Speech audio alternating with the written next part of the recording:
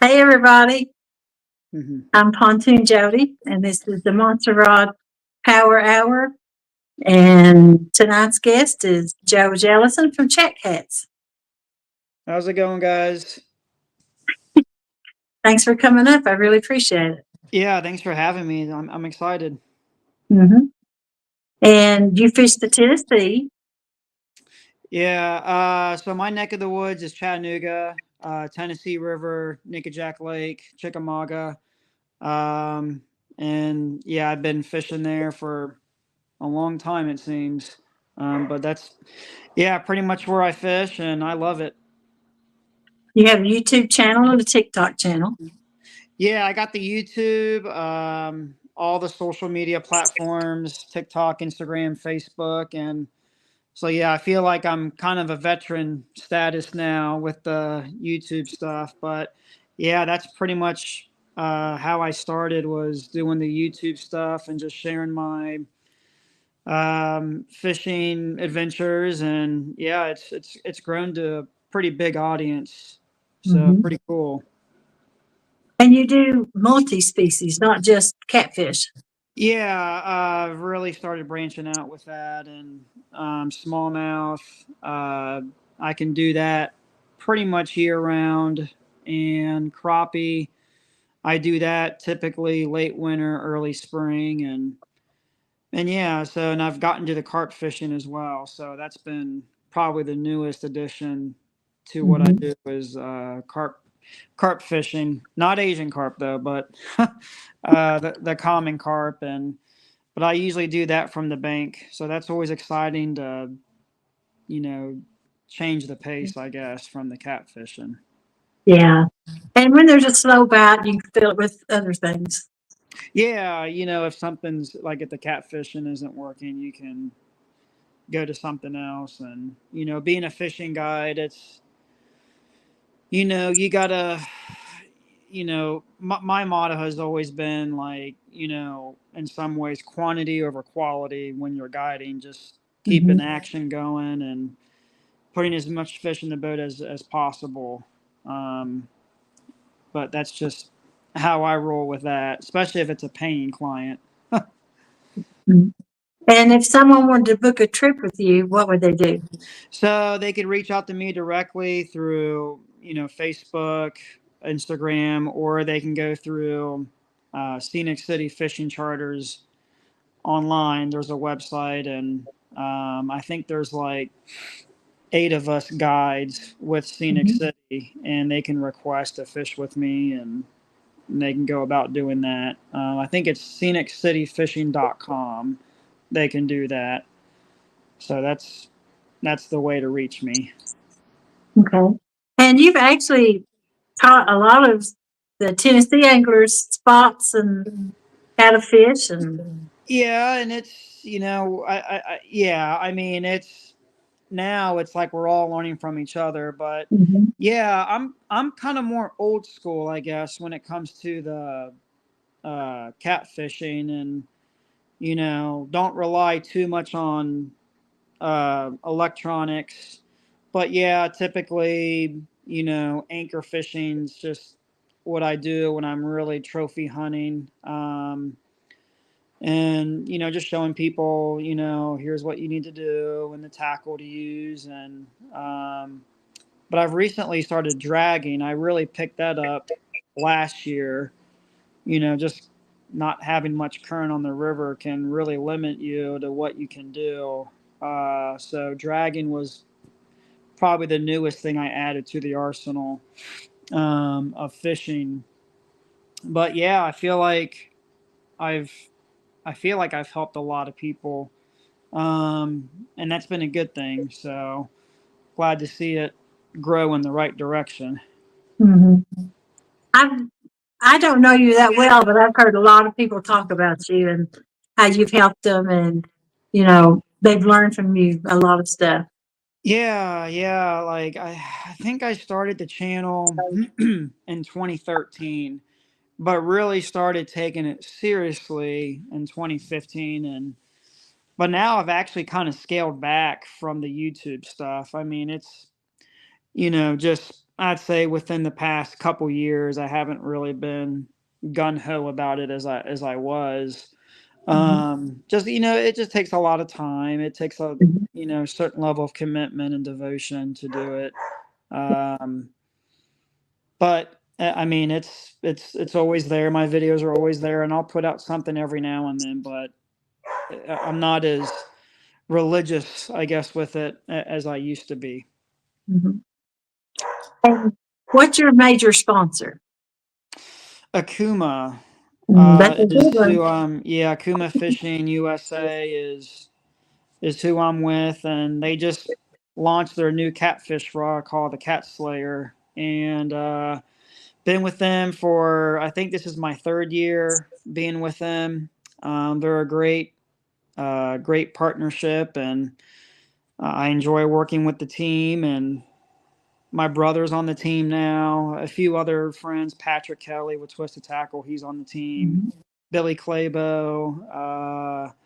So yeah, there's a few of us in the Tennessee area that are on the team. I think Top Knox, Mark Cooper's with Akuma, and but yeah, it's a really great team to work with because they're not just catfishing, but they cover all facets of fishing, saltwater, freshwater, and I mean they're pretty big worldwide company. So Definitely. Mhm. yeah, definitely enjoy working with them, and I think that's really it. Like I get a few things from other people, like Demon Dragons. Every now and then they send me a few of their Demon Dragon Mhm. rattles, and but yeah, Kuma's really it, because they cover a lot of my tackle that I Yeah. need. And then I'm also with TTI Blakemore Fishing Group. I don't know if you've heard of them, but they're Mhm.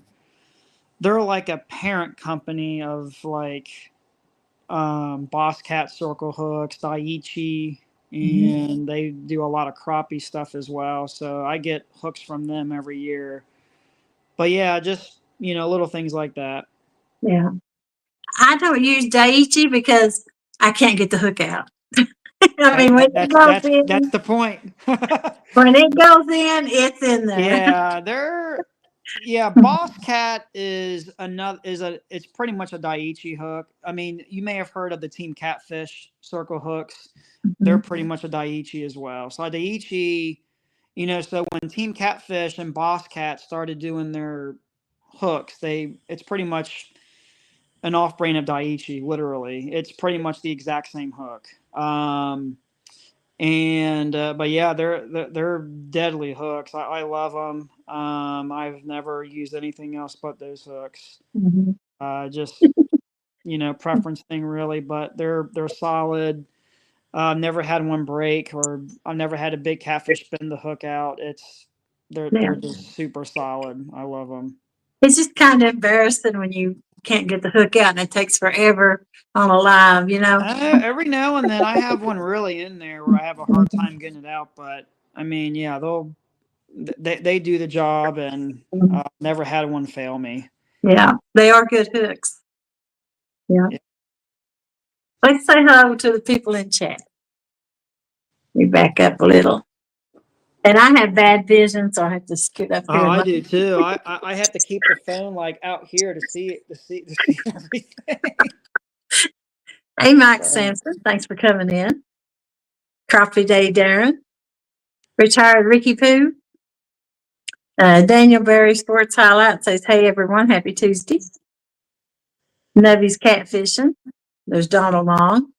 Cool Cats Fishing James says, good evening all. hey James. Please don't forget to hit the thumbs up. Appreciate that. Burrito Catfishing Lady Lisa. Wow, Chat's Cat's cool. Thought he would be taller. That's James, of Hey course. James, yeah. NJ Well, stand on Fishing my tippy Mania. toes, James. Hmm. We got NJ Fishing Maniac, Shad Daddy. Welcome in.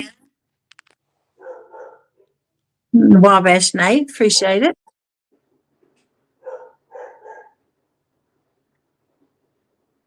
Miss 702, how you doing tonight? Thanks for coming in. Stuart the Fish Whisperer, hello.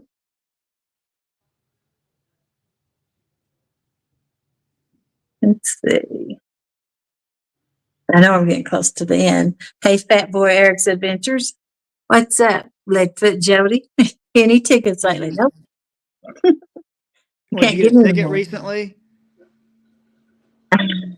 Um, Uh, I got one this year. I've been pulled over a couple of times. I can't get any more. I'll lose my license. oh gosh. Yeah, I got one. When was it? Earlier this year, I think. And yeah, yeah, always something. Sometimes I get out of them. When they ask for my license registration, I give them a sticker of my double flatheads. There And you go. Yeah, tell them, hey, subscribe to the channel. Okay. Say, hey, we'll have you on the show. Okay. I've gotten out of maybe 8 tickets like that. Nice. There you Yeah. go. Moon over Miami says hello, everyone. Let's see. Fishing the Dream, George. Thanks for coming in, buddy. And let's see. Joe is a man when it comes to Chattanooga fishing. That's Well, insane. Chattanooga's just an awesome fishery. Like, I mean, Mm-hmm. it's we're almost spoiled. I tell people that all the time. It's like not even fair in some ways. Still have to know what you're doing. Well, yeah. I mean, don't get me wrong. You're gonna have bad days Mm-hmm. out there, but yeah, it's. But when the river's alive, like it can easily spoil somebody. That's why I try to tell my clients, like, when especially when you have a really good day, just be humble with it, and it's just not like that everywhere. So Mm-hmm. it's kind of like we're in the milk and honey with catfishing, because you just got there's so many areas in Chattanooga that are really good. You got the gorge where Raccoon Mountain is. You got the Mm-hmm. dam. It's just you got so many areas that can hold big fish within like 20 something miles. Like it's just crazy. Yeah. I'm fixing to start branching out in that area. Yeah. Yeah. It's funny because I don't even really fish Raccoon Mountain or the gorge as people call it as Mm-hmm. much. I'm more of a river rat, true river rat at heart, I guess. Like I like the dam, I like the tailwaters of the dam, and I'll make my way down river if there's really good current. But I'm usually kind of a homebody when it comes to that. Just with guiding and everything, I have to Mm-hmm. go where I'm most Yeah. confident, I Yeah. guess. And safe for the people and everything. Yeah, It's yeah, safe and good. absolutely. Yeah. Yeah, what are you talking about? We never wear life jackets inside the dam. Come on. I'm just kidding. No, yeah, we always, safety first and all that good Mm-hmm. stuff. Yeah. Annette Asman's in. Thanks for coming in. 922 Crappie Barbecue. Indiana Chris. Greg Burgess. Hello. Mm. Lance McCouga. Thanks for coming in. There's Big Slim 91.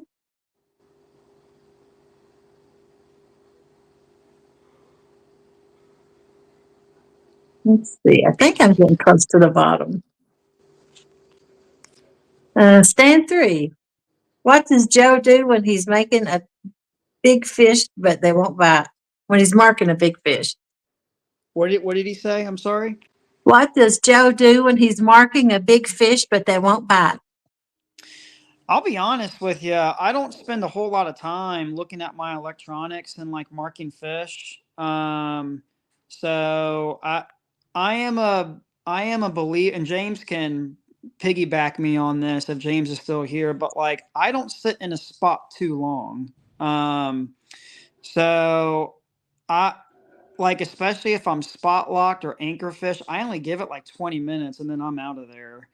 Now, if I'm fishing at night, I may give it, 45 minutes, maybe close to an hour, but 20 minutes is usually top for me. But I move around a lot, and it's not uncommon for me to fish like 15, 20 different spots, honestly. I'm just a believer in persevering, and I don't give up that easily. So I've never, knock on wood, been skunked on a trip. I've been close, but it's never happened for me.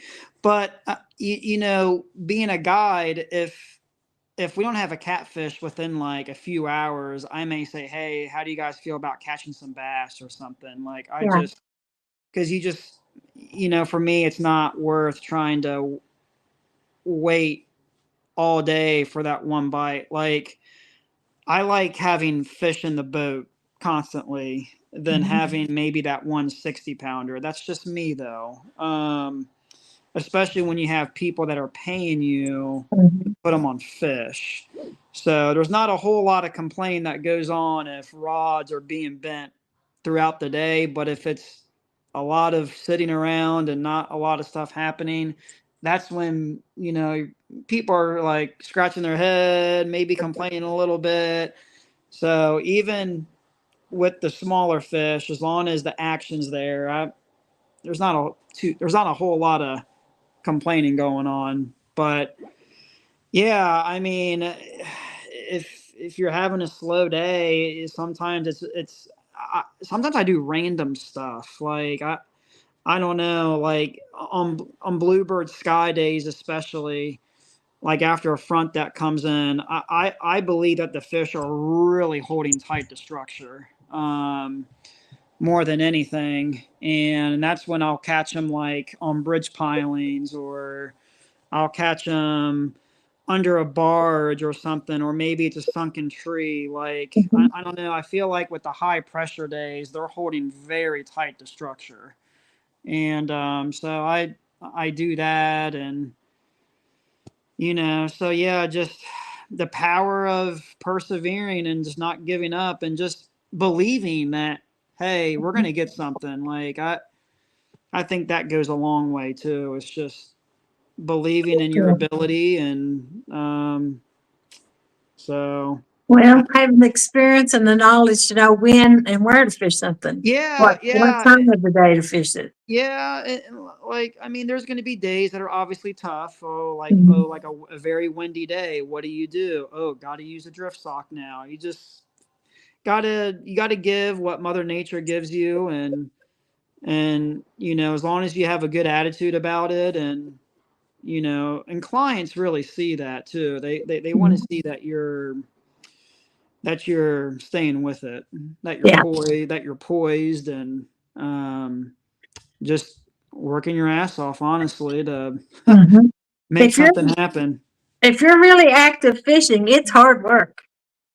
Yeah, I try to keep myself busy, Mhm. and it can be a workout.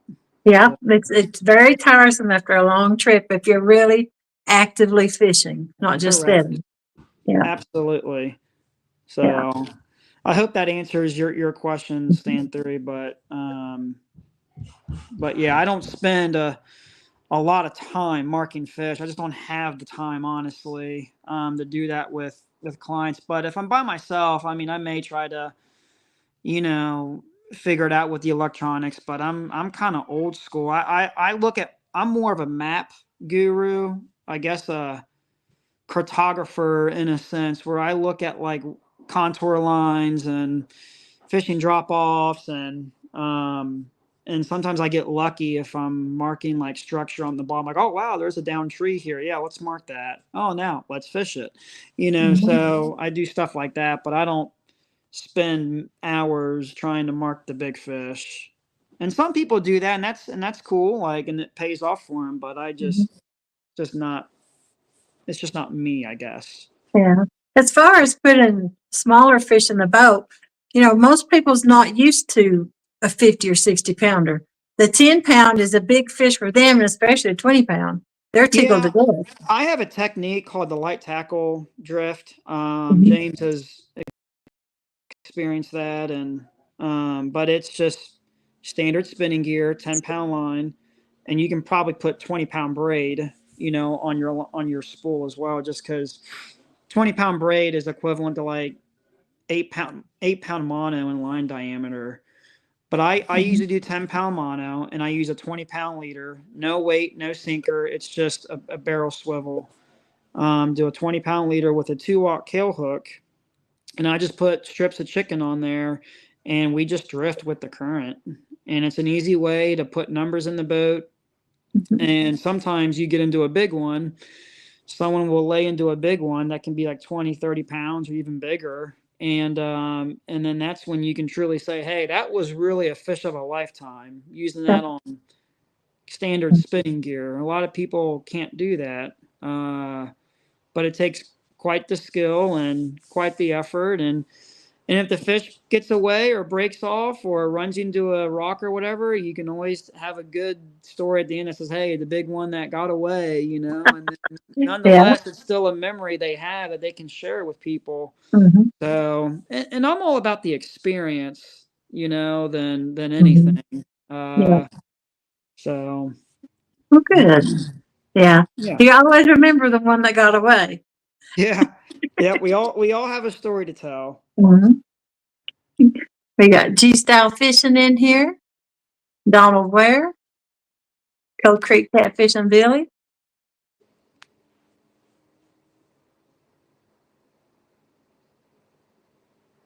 See, here's a question from G-Style. Chat Cats. What's the best trolling motor for spot lock and drifting?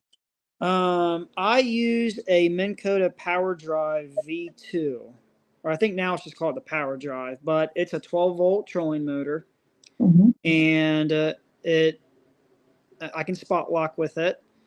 And I've been using that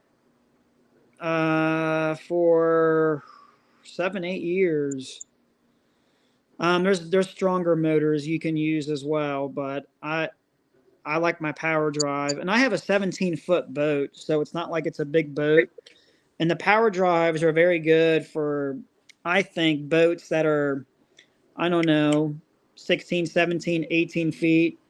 The Tarova is like a step up from the power drive, and it's beefier.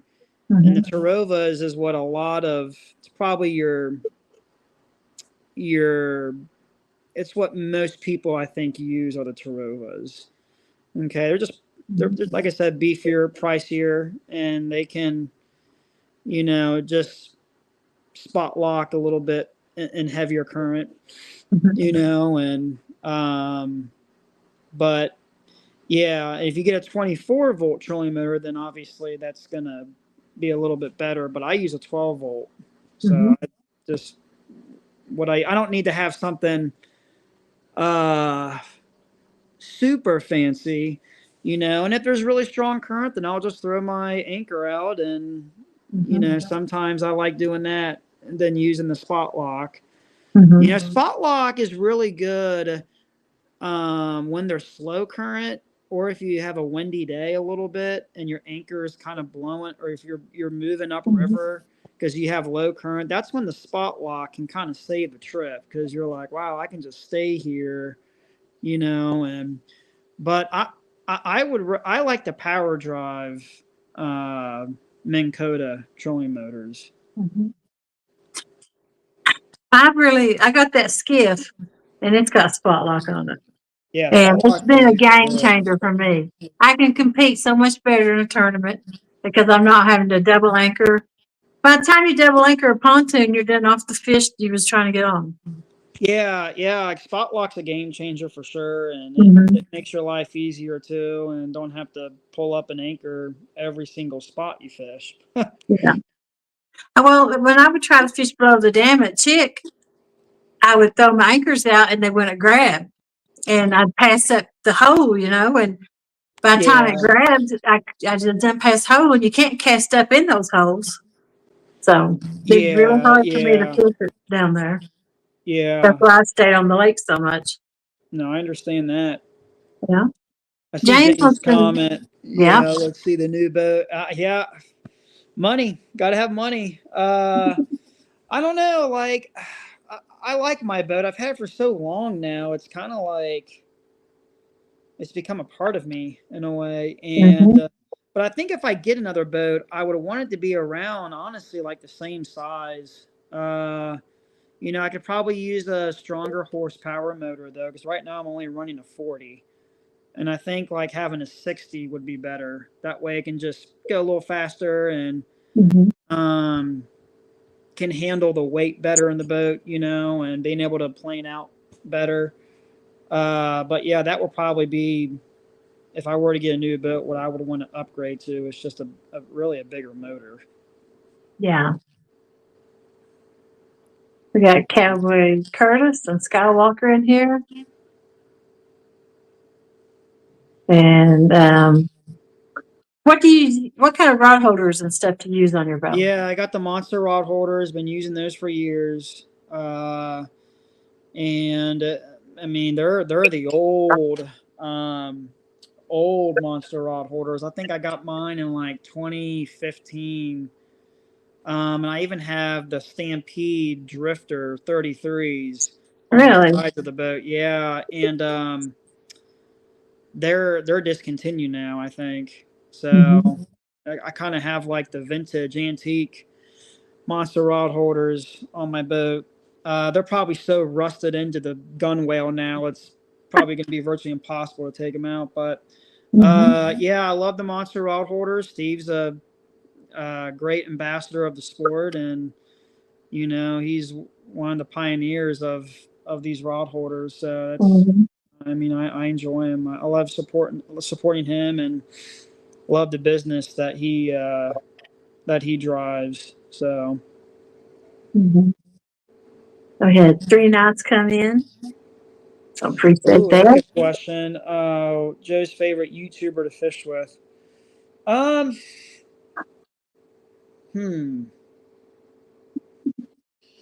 YouTuber. Let's see. I've had a few.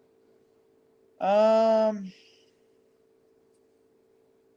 it's not going to be a catfisherman. I'll tell you that. Nothing wrong with that. Just I really enjoyed fishing with One Rod, One Reel Fishing. That was a really good collaboration. We ended up fishing. And if you know One Rod, One Reel, please give like a thumbs up, because he he probably had the one of the bigger YouTube channels with bass fishing back in the day, and he's kind of semi-retired now. Um, but that was a very good collaboration. Another one was with Leo Shang, Extreme Philly Fishing. He was a really good one. He's a multi-species angler. He's like a Pokemon. It's like he collects all these new species of fish he likes to catch. That was a good one. Alex with Realistic Fishing is a very good one. Um, some of you guys probably know him. But as far as a cat fisherman's concerned,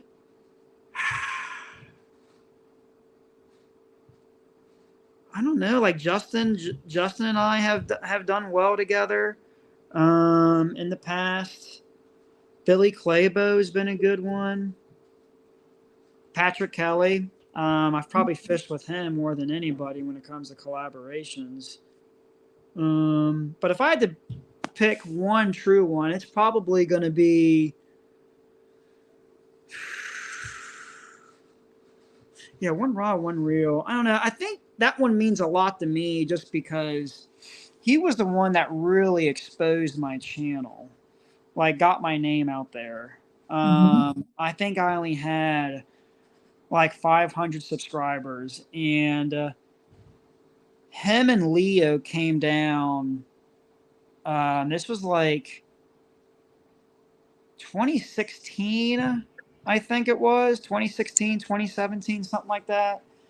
And I put One Raw, One Reel on his personal best calf. It's only 25 pounds, which, I mean, it's big, but it ain't like big. Hmm. It's not giant, but it was good for him. But we absolutely murdered the spotted bass and the smallmouth. Like, and Hmm. that's what he was really known for, was catching bass. But we just absolutely destroyed the smallmouth and spotted bass. I caught my PB smallmouth at like close to 6 pounds, and I think he caught his PB spotted bass that was like 4. Like, it was like we just murdered them. It was like unbelievable. And then Leo caught a flathead that was like 35 pounds. It was a really good trip. I think we caught like 35, 40 bass. It was like unbelievable. Um, and then he made a video of that trip and got my name out there. And then I think I gained like 2,000 followers from him. And then I kind of started taking the YouTube stuff more seriously and started uploading more. So I feel like that was a really great memory and a really good collaboration. But we haven't fished together since. We've talked about getting together. Like I think I spoke with him last like a couple months ago. So we do stay in contact every now and then. But did anyone give a thumbs up in the chat on who that is, Jody, or I'm not? not, I'm not down that far yet. So Oh, far. okay. Sorry. He has over 1 million subscribers. Like No. he's big time. Nobody, So I'm down at the bottom. Nobody give one. Someone wrote, Pat Kelly is a good guy. Fished smallies with him a lot. yeah. Patrick's I mean one of my good friends and Mhm. best buds. Yeah, we've done gosh, I can't tell you how many trips we've done. It's almost like when you fish with a YouTuber a lot, it almost doesn't become like a true collaboration because now you're just buddies and you're kind of Mhm. like you're almost forgetting the filming. You know what I'm Yeah. saying? Like it's kind of so Patrick's just like almost like a household guest whenever he comes on the boat with me now. Mhm. So but I'll just never forget the one rod, one reel and extreme Philly fishing collaboration. And guys, these are big time channels. These aren't like I mean, I know I got a big channel, but these are like million followers. Okay, so wrap your mind around that. These are like true like fishing YouTubers. I mean, I think one rod was with the Guggen Squad and Mhm. he's fished with Blacktip H, and that's like the world's biggest saltwater YouTube channel. And that's what I'm saying. Like, it's, these guys are like the major league, Mhm. YouTube fishing channels. Yeah. Pretty awesome. Yeah, pretty neat. Mhm. Absolutely. We did have two people with thumbs up. Two Yeah. Stan Christian and Yep. Wabash Nate. And we had Ernie Brown come in, Real and Virtual Troy, Tony Harrison. Appreciate that. And James said he's so crushed. I'm so crushed, Stan. Oh, we got two Stans in the house too. He's a really good guy. I Mhm. enjoyed being on his show a while back. That was a good time. That was a good live stream. I still think about that from time to time. Have you got any new plans for your channel coming up? Any new direction? We're just going to keep Uh, on going. just keep on going, just plugging away. I've been doing a lot more shorts recently. Mhm. But I mean, if I get a client who's like, "Hey Joe, I really want you to film," I'll bring out the GoPro and I'll film. That's Mhm. fine, no problem. Um, but I don't know. I wouldn't say I got burned out or anything from it. I think it's just you know YouTube's just different now. It's not the same Mhm. it used to be.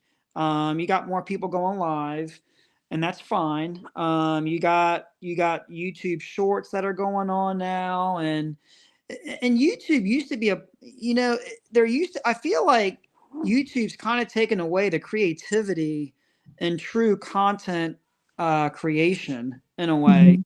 I mean, you still have people doing that, but it's very slim and it's few and far between,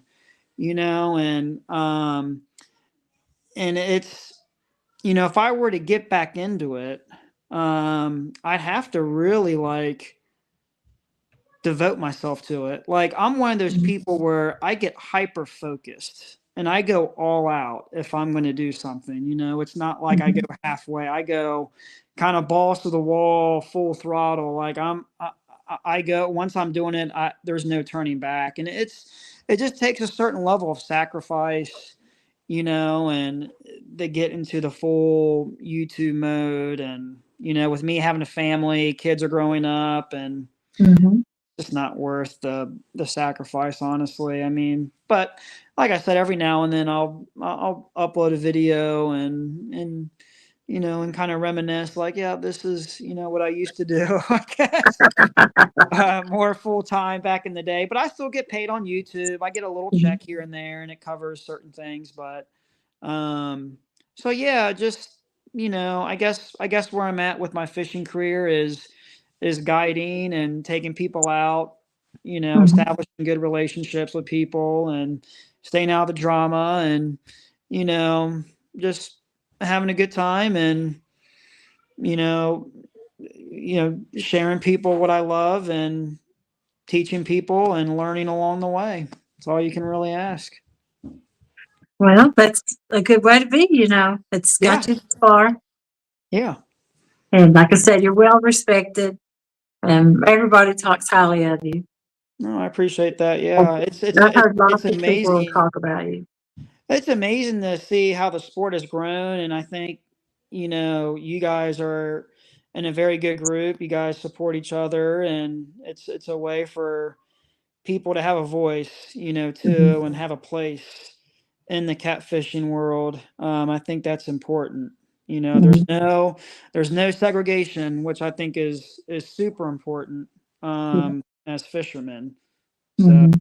I feel like that's like one of the few things in fishing that um, you truly see everybody's equal, everybody has a voice, and with the other stuff going on in the world today, it's fishing is the one thing that I feel like kind of keeps its roots Yeah. alive still, if that makes sense. Mhm. Definitely. We got an Ed's catfishing and Chucky, Ed Jenkins, catch fish with us. Oh yeah, Ed. Yeah, hey Ed. Yeah, great Mhm. guy. Yep. Um, Definitely a good fisherman. Mhm. I recently got to know him through, he started doing the vets for nets. And then I Yeah, met him. yeah, yeah. Ed runs that chapter in Tennessee. I think that's Mhm. that's that's a great service to give back to our military and he used to make duck calls and Did he? yeah, so he hunts a lot too. So he'd be a good one to have on your show, honestly, if you haven't had him on yet. Not yet. He I'll have, he's he's one to get. I'll have to get with him. Absolutely. Johnny Small Pepper. Let's see. Someone had a comment. Jody may just pass me tonight with this interview. Awesome job, Jody. Well, thank you, Stan. It's Yeah. easy. Joe's just like an open book. He's so knowledgeable. He's done so much stuff that it's easy. Yeah, I like to talk sometimes. A lot of times when you go on a show, you don't get the chance to, though. Yeah, no, this It's was great. limited. Yeah.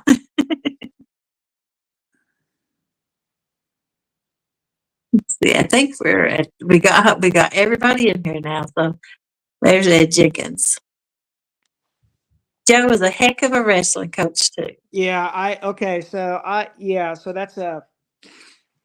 I stepped down from coaching wrestling at the end of last year, and that was another thing. So if people don't know, I'm a teacher full time. I teach middle school, Mhm. sixth grade social studies, and I coached wrestling for 14 years while teaching. So I that's kind of what got my foot in the door with teaching was being a wrestling coach. I knew a lot of connections down in Tennessee, and Mhm. I'm from Ohio originally, and Ohio is a big power state for wrestling. And but I knew some people down here because I wrestled in college, was an All American, and all that stuff, and just knew a lot of people down here, and it was almost a perfect fit because the fishing was good down here too. Yeah. But yeah, I coached wrestling for a long time, and my son Kale, who's 6, he's going to start wrestling this year, so I'm still not completely out of it, but I'm glad to be retired, I guess, from the full responsibilities of being a head coach and all that stuff. Gives me more time for my family and a little bit more time to decompress, Mhm. as I like to say.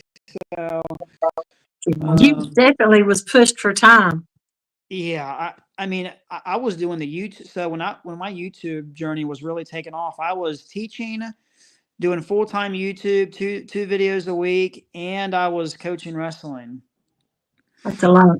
It's a lot. I was like barely making it. I feel like so. Mhm. Um, I'm at a better place though with my family too, retiring from wrestling, and Mhm. had to really get my priorities straight. And so yeah, it's been good. Kevin Hendrickson and Bobcat come in. You say Bobcat? Yeah. Yeah, hey Bob. And somebody want to know if you'd fished with Luke Combs. Yeah, I did. Yeah, Oh, yeah, the Northwoods Angling Crew. Yeah, I forgot about that. That was a very good collaboration as well. That was, yeah, that was a very memorable trip because I caught my first sturgeon up there, and I caught my first, or I caught my personal best channel cat up there. Yeah, that was a great group. That was probably one of the more exciting trips I've done. Because just a great group of guys up there. The Northwoods Angling Crew. I think it was like four of them in that group, and I think the channel's disbanded because I haven't seen anything recent from them. But they're still around. They're still fishing. But that was a hell of a time up there. I mean, we're fishing the upper Mississippi River, St. Croix River, and you're catching big sturgeon. It's definitely a bucket list trip that I was able to take up there, and I think that was in 2017, 2018, or something like that. I was up there for a few days. That was a good time. It sounds like it. What is your PBs? What are my PBs? Yeah. Uh, I have one pushing 100. I think it was like 97 pounds. I have measurements on it. It Mhm. bottomed out like my 50-pound scale or 80-pound scale, whatever it was. And Mhm. I've had a couple in the 90s actually. And then my biggest from the bank was with James. That was 88 in a creek, a flooded Mhm. creek. And then my personal best flathead, I think, is only 54. It's actually, I mean, it's big, but it ain't like, giant big compared to some other people that have caught them. But That's a good one. it's a good one still. Mhm. Personal best channel cat, I think, is like 22, 23 pounds. Yeah. Um, but yeah, it's pretty blessed to be, having those fish. Personal best Mhm. largemouth, I think, is only like 5. Yeah. I put people on bigger largemouth, which is funny. I think I put a client Mhm. on like an 8.5 pounder. That's nice. Yeah, so but I've caught my biggest smallmouth is like 6. Yeah. Have you Um, caught sturgeon around here? nope, never caught a sturgeon in Tennessee. I've seen them. Really? Mhm. I've had one paddlefish come in the boat. That was by Justin, kayak catfish. I thought it Mhm. was a sturgeon because it didn't have a paddle. It had a broken paddle, but Justin was like, "It's okay, Joe. It's just a paddlefish." I was like, "Oh, okay, yeah." but but yeah, never caught a sturgeon. I've seen them, just Yeah. never caught one down here. The first time we caught a paddlefish, I did not know what it was.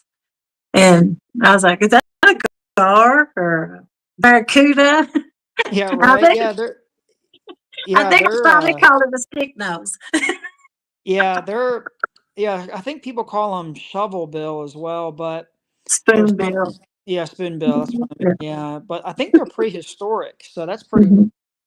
Mhm. Uh, like the long-nosed gar and Mhm. everything, I think they're prehistoric, and the sturgeon are too. Yeah. They've been around for they've been around since, like, I mean, prehistoric, guys, is I mean, I'm a history guy, so prehistoric is before writing. Mhm. So before there was a writing system, so you're talking like 3000 BC. Yeah. No joke. Mhm. So before the Common Era of year one, 3000 BC is when these dinosaur fish, as we call them, have been around, and that's Yeah. pretty cool. My biggest sturgeon was 27 pounds. They're in Oh the wow, that's Kingston. a big sturgeon. Yeah, they're in the Kingston area a lot. I found a Really? wintering Okay. hole. Yeah, I found a wintering hole for them, and they're there Oh every wow, winter. nice. Hmm. I'll have to go up there and fish with you then for him because the thing is that sturgeon are just if you've never, I in some ways I'd rather catch like a I don't know like a 40-pound sturgeon than like an 80-pound blue. Honestly, that's just me. Like they're just such a they fight so hard. They Hmm. dig like no other. I know. I thought I had a new PB, and when it came up to the top, I was like, "Oh no, it was sturgeon." Yeah, they get very long and they're aggressive. Like Mhm. they're really cool looking. Yeah, Maybe not 100-pound blue, but 80-pound. I could see myself. Yeah, wanting to get like a 40, 50-pound sturgeon. yeah, So and yeah, they just pick up your cut bait. yeah, they eat cut bait. I Hmm. think when I was in Minnesota, when we caught them, we were using night crawlers and shad on the Hmm. same hook. Yeah. So interesting setup there with that. But yeah, So, good. yeah, all of mine's been accidental catches. The sturgeon, even the stripers, they'll pick up the catfish bait off the bottom. Yeah, I've only had a few stripers down here. I haven't had a lot. Mhm. I've had some smaller ones, but the bigger ones, you got to go up like Watts Bar or something, and Yeah. Loudon, and you My know biggest is 30 pounds on it. that's bigger than mine. You have I to know, come fish Kingston. yeah, I know. I want to catch a muskie up there too. Hmm. That's a I never caught a muskie. That's a bucket list fish for me. I don't So think I have. I've caught a few fish I didn't know what was. go to I Melton don't. Hill. Like I hear a lot of people catching them up there, like in the wintertime. Hmm. So that would be something for you to Yeah. do is catch a Yeah. muskie. I used to fish Melton quite a bit. Okay. It's a small dam, right? Yeah. Hmm. Does it stay pretty populated with boats up there? No, Oh, okay. Good. no, it's not the area I fished. The dam is always pretty empty. Wow. Okay. Nice. Yeah. Well, it's 7:19. Does anybody have any questions for Joe? If you got any, you need to put them in right now. There's Mike Sampson. Hello. And see if we missed anybody. A twisted tackle fishing. Hey. Yeah. Twisted Oh, tackle. Yeah. Glad to see Patrick in the show. thank you, Patrick. Patton and stuff. How you doing tonight? Thanks for coming in. Try not to Magic leave Pat. nobody up. Magic Pat, Magic Man. Yep. The fishing channel, they come in. So thank you very much. All right. Two stands fishing. It's funny how most of the big fish, I think that's what it says. Oh, the OG fish like gar, bowfin, sturgeon, etc., get treated like trash fish. Bowfin from the Jurassic period, I believe. Yeah. So, and I think it's because of, you know, people wanting to eat fish. I mean, I don't know. Like I fish for carp, Hmm. and I know a lot of people, bow hunt for them and kill them and everything, but carp actually fight really hard. Like, Hmm. I mean, I don't know. I think it's just a stigma thing. It's something like in our culture where it's like it used to be with fishing that like, oh, you catch a big catfish, you got to take it home and put Eat on a it. ringer and eat it, and you'll feed families for days type thing. And but now we've all become educated on like, Hmm. hey, you don't need to be, killing a 30, 40, 50-pound catfish. You can eat the smaller ones that Hmm. are actually better because they don't have all the heavy metals in them like the bigger ones do and PCBs and Hmm. so it's just simply education is what it really boils down to. And but you go over to Europe, carp are like considered like a sacred god or something, like a deity, literally, no joke. Okay. Hmm. I'm telling you, you look at any picture of a European holding a carp, they are always turning their head like this.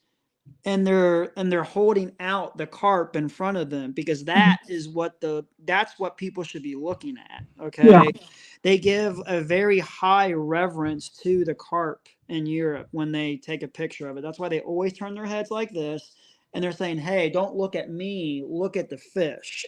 So it's almost like it's like they treat it like a god, Yeah. like they carefully, release it back in the water. That's why they have all the placemats and the Hmm. slings, and it's. But here Yeah. in America, hell, you get a bow and arrow and just kill them. I know. I don't like to It's kill anything. and I'm not judging. I'm just saying like, but people will kill them just to kill them though too. Like Yeah. it's one thing if you're going to eat them or something, sure, Yeah. but like just to kill them, like that's just messed up. Like I don't know. I mean, the ecosystem is really important. Like now, Asian carp. I mean, I know that's a separate issue. Like, oh, they're ruining stuff. I mean, I don't know much about the Asian carp. I know they've become a problem with certain, rivers and tributaries and everything. And I know the state. I know state agencies are doing the best they can to control that. But like, I mean, but blue catfish, they're invasive in Maryland. Yeah. Same with the flatheads. Hmm. They tell you to kill them. They feel like they're invasive and they're killing all the other fish. I The mean, blue crab. it's just weird, or not. Hmm. Maybe I shouldn't say weird. It's interesting Yeah. that certain states are more liberal than other areas. I don't know. I mean, it's it's interesting, I guess is the word right now. I I, mean, I tell you, I went to Barkley Dam and Kentucky Dam back in the summer. There was so many dead carp in the water. The stench was so bad you couldn't hardly stand to even fish up there. yeah, It was it's funny. awful. It's funny how like certain dams and certain tributaries have more of a fish than like other areas do. Hmm. And I know some of that boils down to like weather and climate, and like obviously up north the channel cats get bigger Yeah. than down here. Like Hmm. Canada, it's common to get like a 30-40 pound channel cat. Wow. Like, I'm not that's kidding you when I say that's that. 30, massive. 40 pounds. Yeah. Hmm. Down here, you'd be grateful to get a 10 pounder. Yeah, I So know. it's just it's amazing. Like just so, but yeah, I mean, I do in some ways think that every fish has a place in a way.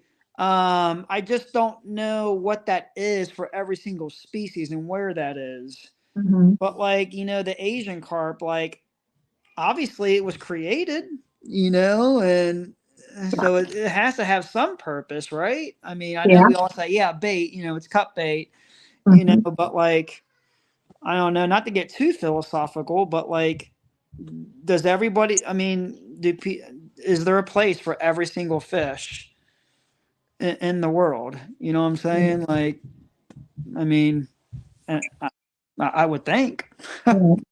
Well, the way the world's evolving, like this isn't a fish, but I seen the armadillo dead at what's for. Really? Yeah, they've Huh. they've for there to be one dead one, there's no telling how many live ones. That's interesting. Huh. Yeah, Wow. so they've already migrated all the way up here, and what else is going to be moving up here with us?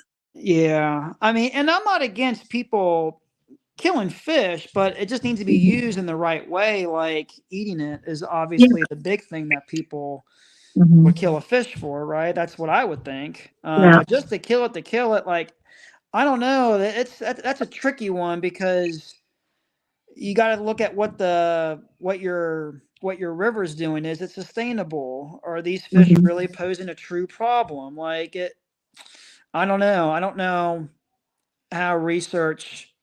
I guess it's all about research, and I don't know. It's a tough one.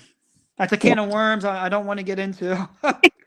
Yeah. So Okay, I'll change the subject real quick. no, no, no, it's fine. It's just I'm kind of getting myself into that, but Um, yeah, it does make you think though. Like I think it's good to be educated, is what I'm saying. yeah. So that's the important thing. I don't believe in wasting. I mean, I do catch skipjack and stuff for bait, but I try not to waste it.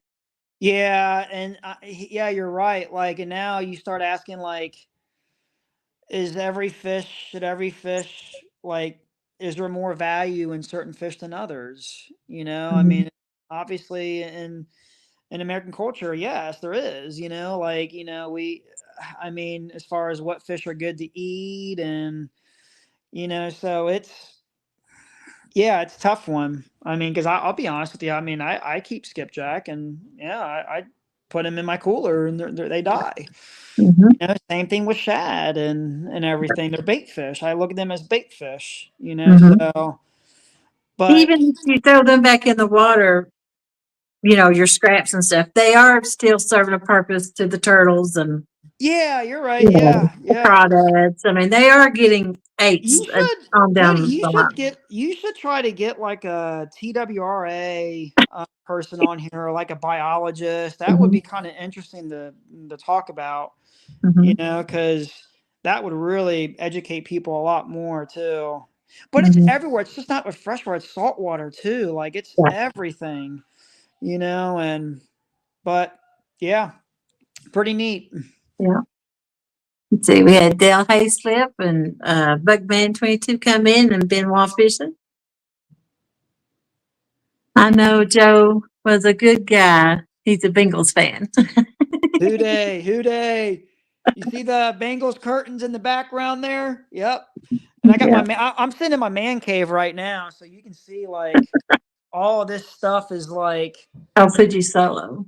you know, is is all just memorabilia, and Mm-hmm. I got stuff back here as well. So yeah, I'm kind of sitting in my man cave right now, and I got Pete Rose stuff. See, now I'm going to show everyone. I got my autographed baseballs here, and Johnny Bench autograph, Pete Rose autograph right here. That's when he broke um the record for the most hits. I think it was Ty Cobb, if I'm not mistaken. Got my Ohio State door there, and then I Mm-hmm. got all these bobbleheads up here.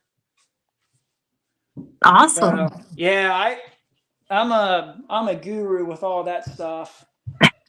So yeah, but That's yeah, quite impressive. That's a huge room too. yeah, and it's not even all the way done yet. So, but yeah, I watch all the football games down here, and the kids will come down here too when we watch, games, baseball, all that stuff. Mhm. So yeah, pretty neat.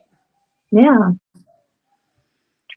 that's pretty awesome. Look at what Pat wrote. What you think my room? Yeah, better than your room. Yeah. Well, Joe, I want to thank you for coming on tonight. Really appreciate it. Had a good Any time talking with you. Learned a lot, and you Absolutely, just, Jody. Anytime. So I mhm. love doing these shows. These are always fun to do, and great to have a good laugh, and talk fishing. That's always fun to do. Yeah.